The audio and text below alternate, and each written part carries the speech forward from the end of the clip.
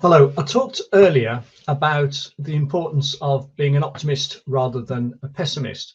Effectively, optimists have been proven to be healthier, happier, live longer, be more successful. Martin Seligman, whose book I referred to called Learned Optimism, describes the fact that there are three characteristics of optimists compared to pessimists. The first thing is that if something bad happens, then an optimist puts it down to external circumstances rather than something within them. But if something good happens, they put it down to themselves and their inbuilt characteristics rather than something outside of them. So if something bad happens, it's bad luck. If something good happens, it's nothing to do with luck. Pessimists are the exact opposite. Similarly, if something good happens, then an optimist regards that as something that's likely to carry on happening and something that's their due, if you like. And if something bad happens, they dismiss it as just a temporary thing, a one-off. So they get over it quickly. Whereas again, a pessimist is the exact opposite. If something bad happens, they think it's down to them forever. And if something good happens, they just regard that as a one-off fluke.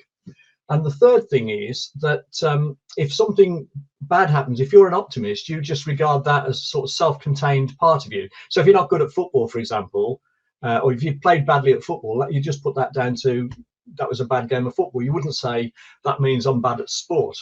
Whereas if something good happens, you'd put it down to the fact that you are. So if you had a good game of basketball or netball, you'd say that's because I'm, really talented across the board at sport.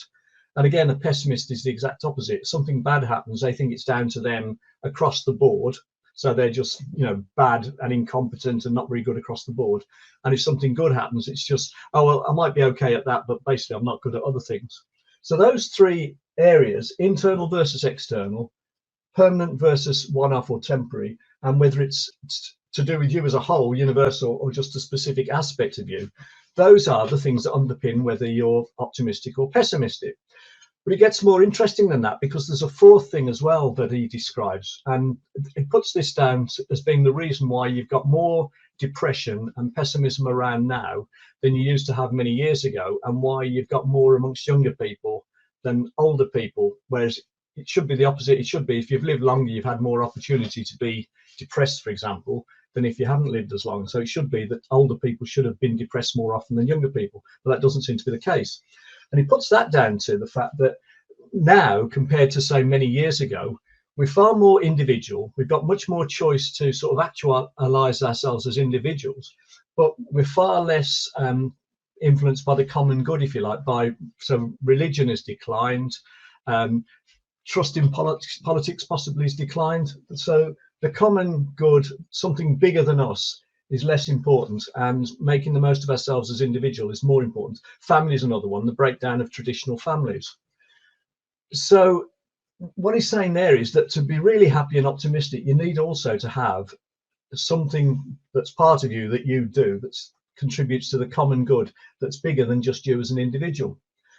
Now, it also gets interesting because although optimism is generally the better state to have, there is a place for pessimism, and particularly, for example, what's going on in Europe at the moment, Russia, Ukraine, etc.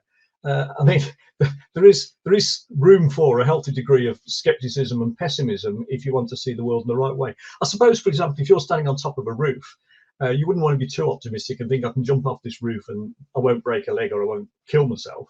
It does pay to have a healthy bit of pessimism as well. So there is a place for pessimism, but generally you want to be optimistic in terms of being successful.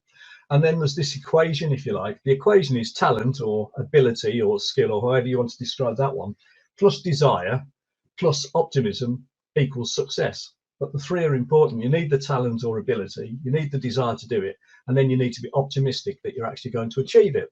So the whole area is fascinating, and really, if you set goals and you know exactly what you want to do, and you're optimistic you'll get there, then obviously you can probably develop the skills and the abilities to actually do it. That comes afterwards. But the three are important.